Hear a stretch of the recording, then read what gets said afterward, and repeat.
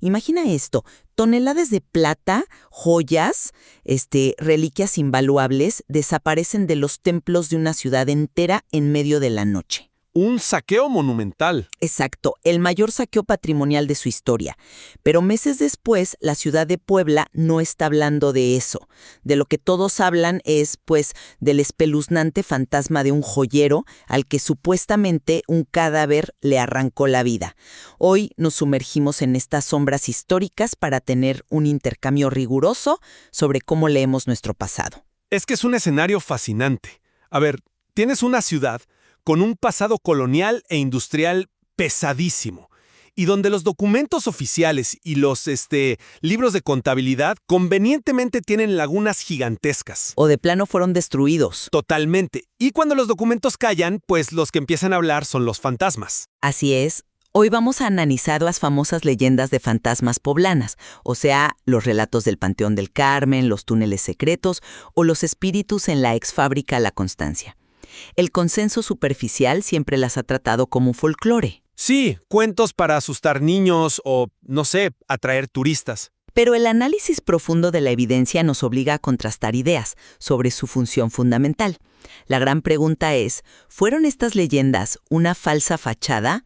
O sea, una infraestructura psicológica orquestada meticulosamente por las élites para ocultar crímenes reales y el despojo de los pobres. O, por el contrario, que es lo que yo sostengo, son en realidad el archivo histórico orgánico de las clases oprimidas. Un archivo que grita la verdad desde el subsuelo. Esta es la tensión central de nuestra charla de hoy.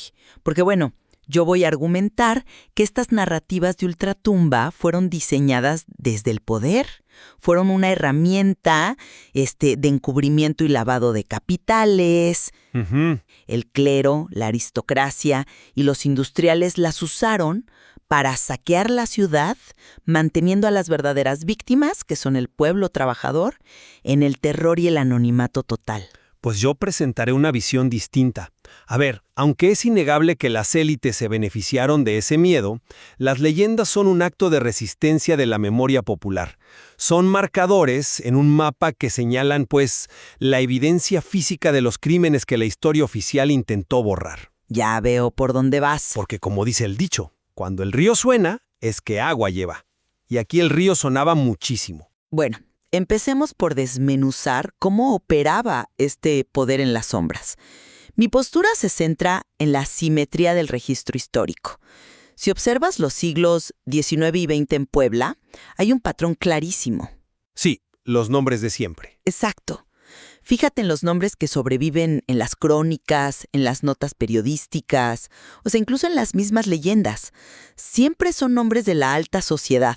Hablamos de un Antonio de Haro y Tamariz, o la supuesta víctima Agustina de Haro. O el famoso joyero Fernando de Peñafiel. Claro, nombres con mucho peso social. Así es, pero se borra por completo a los artesanos, a los obreros e indígenas que produjeron esa riqueza.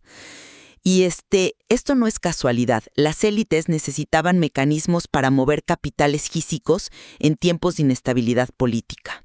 Plata, oro, obras de arte. Precisamente. ¿Y cómo lo hacían? Con terror. El famoso toque de ánimas, impulsado por los carmelitas, no era una simple tradición. Operaba, mecánicamente como un toque de queda, literal. Vaciaban las calles usando el miedo. Totalmente. Al llenar la cabeza de la gente con demonios y aparecidos, la calle quedaba libre. Era la coartada perfecta para un saqueo refinado.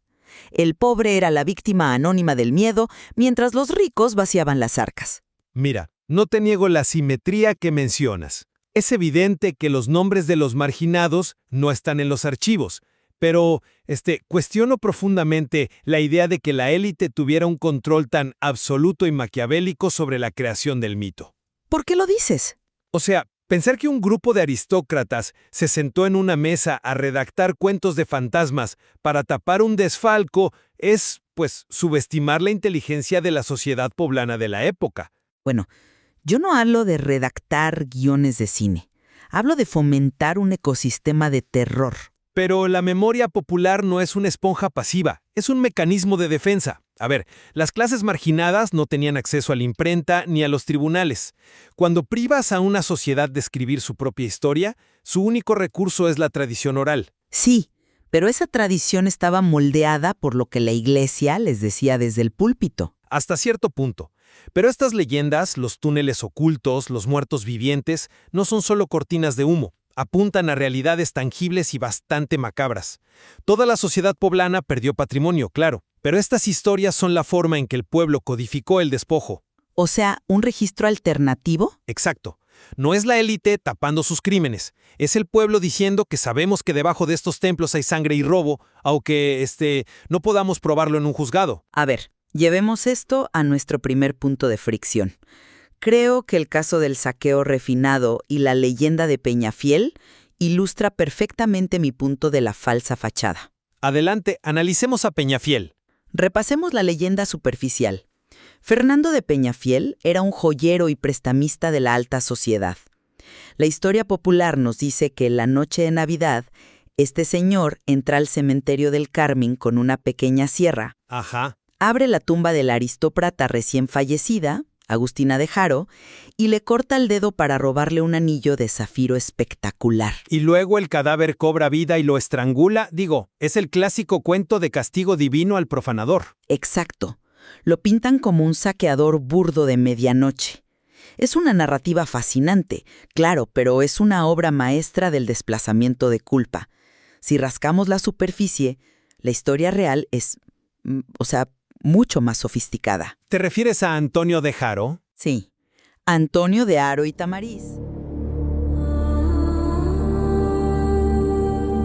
El misterio llama.